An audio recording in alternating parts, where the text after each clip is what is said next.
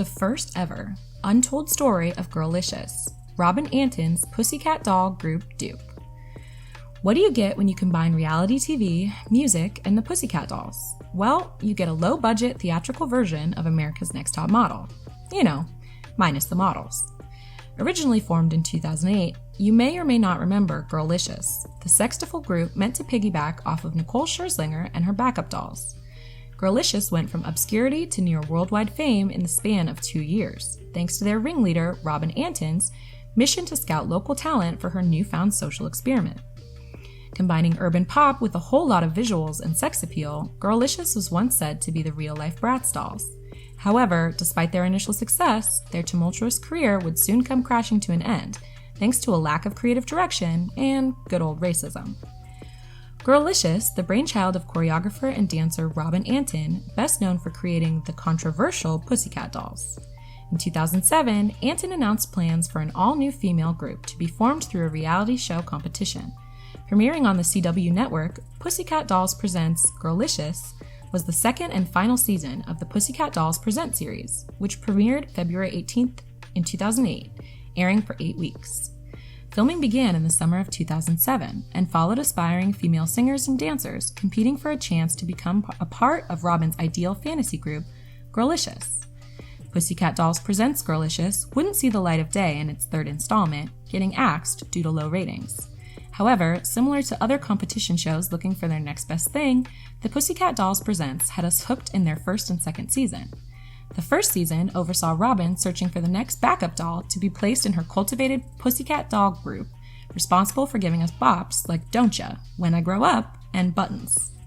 This time around, Robin was searching for an entirely new pop girl group who were destined to be the feverish Girlicious, a more urbanized trio version of the PussyCat dolls, featuring 15 young women competing to be a part of the Big Three.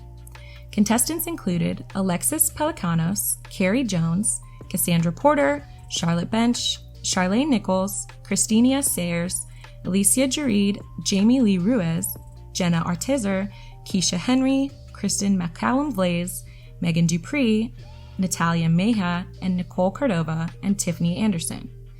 The show included improvisation challenges, group and solo performances, and of course, lots of petty arguments, drama, and tension. Nearing the show's end, a trio would get upgraded to a quartet due to a last-minute decision by Robin. Girlicious would ultimately consist of the following 4 members: Houston native Nicole Cordova, LA baby Tiffany Anderson, Diamond Bar bred Natalia Meja, and San Diego birth Christina Sayers.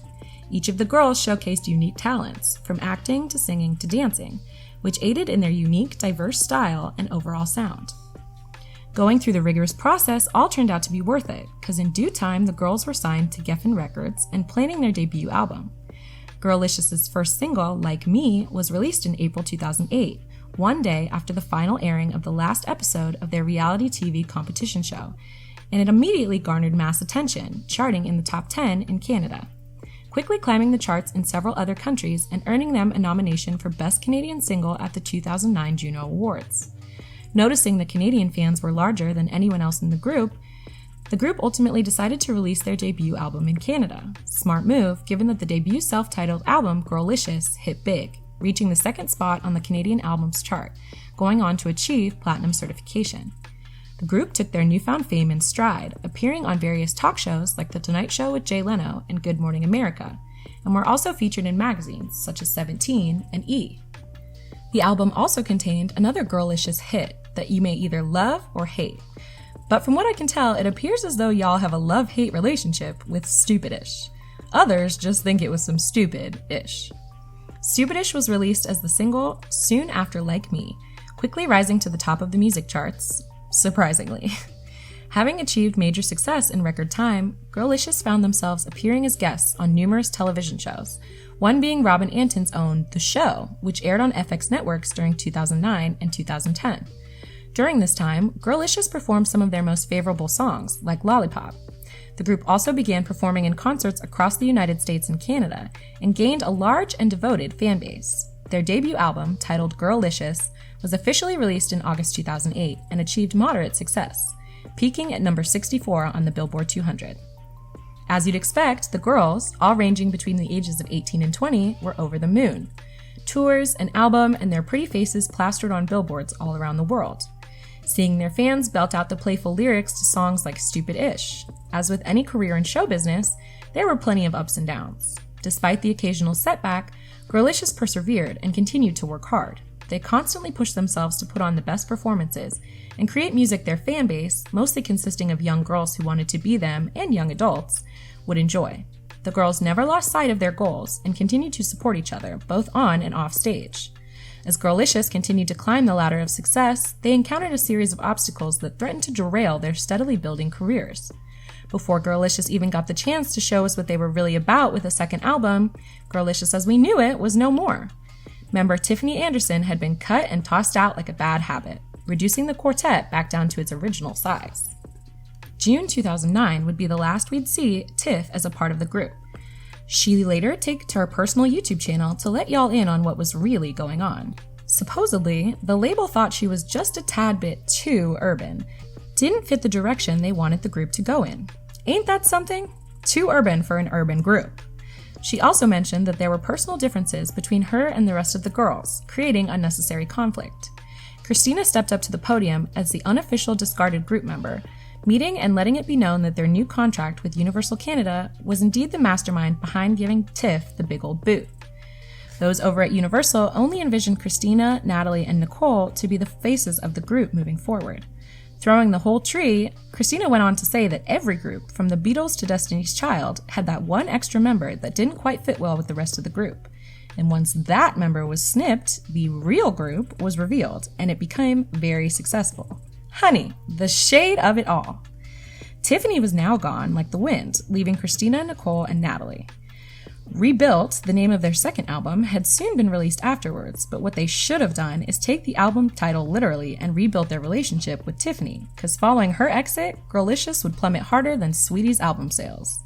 The trio, now coached in the direction away from their hood pop, hip hop, and R&B sound the first album gave, saw Nicole, Christina, and Natalie serving dance pop realness, but despite releasing several singles, none of them did nearly as well as the songs from their first album, With Tiffany, produced. Seeing how Rebuilt was going triple wood, their label made the platinum decision to pull the plug on the girls' go as a trio, and a few short months later, Girlicious ceased to exist. One of the biggest challenges arose when Natalie Mieja, the spicy Latina of the group, was arrested on drug charges.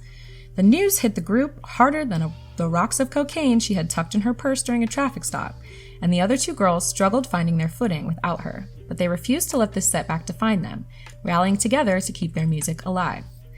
Nicole, the white girl whom y'all say reminds y'all of an urban Hilary Duff, started to feel overwhelmed by the constant touring and recording, and began questioning whether she wanted to continue with the group or pursue a solo career.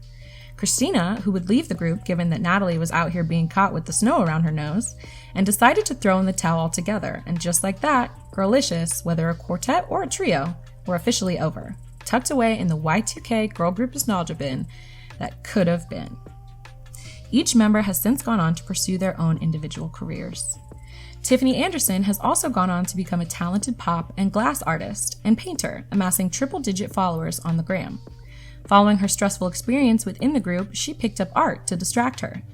An artist to the stars, Tiff's work has made her some big bucks, selling her art for thousands. Some of her celebrity clientele includes Steve Harvey, and she continues using her art, whether painting or singing, to bring joy to the lives of others, and soon enough, her baby that she's having with her husband since 2020. Nicole went on to appear in films like 2011 Bleed Out, and shot her shot at another girl group, Girls United, auditioning for the 2013's US version of The X Factor before being knocked out in the knockout rounds. We haven't heard much from Nicole since, but from the looks of it, she seems to be enjoying her life, traveling the world with her fiancé she got engaged to back in 2016 in Italy. Christina went on to release her solo single Alive in 2012 and an EP Leo in 2016. Sharing her testimony via her faith-based YouTube channel, Christina recalled her drug-filled years during Girlicious and as a go-go dancer. Since then, she's completely transformed her walk with Jesus, taking the forefront of her musical endeavors. She now refers to herself as an ex-pop star and got engaged to her fiancé in 2020. After being caught red-handed with the cocaine stuffed inside of her Gucci purse, Natalie pleaded guilty, but the charges would later be dismissed and she'd be ordered to undergo counseling, welcoming a marriage and a daughter 2 years after the ordeal. She'd go on to form another group with her sisters called the Mieja Sisters, which didn't last long. Splitting from her fiancé, she'd hop in another marriage in 2017 and give birth to a son that same year and another child a few years later, taking a shot at music one more again before eventually wiping her entire Instagram before popping up professing her love for the Lord. We love to see it. The group's dissolution was a disappointment for not only their fans, but also for Robin. Despite the group's shortcomings, Antin has since stated that she still holds out hope for the group's potential reunion. In an interview with Billboard, Robin expressed her desire to see the group back together again, saying, "My biggest dream would be that someday Girlicious would reunite. If the girls wanted to do it, I would be the first one in line, and I would do whatever I could to make sure that it happened." Regardless of whether or not the group reunites, Girlicious will forever remain ambitious. Were you a fan of Girlicious? Let us know your thoughts and opinions down below in the comments, and stay tuned for more true celebrity stories.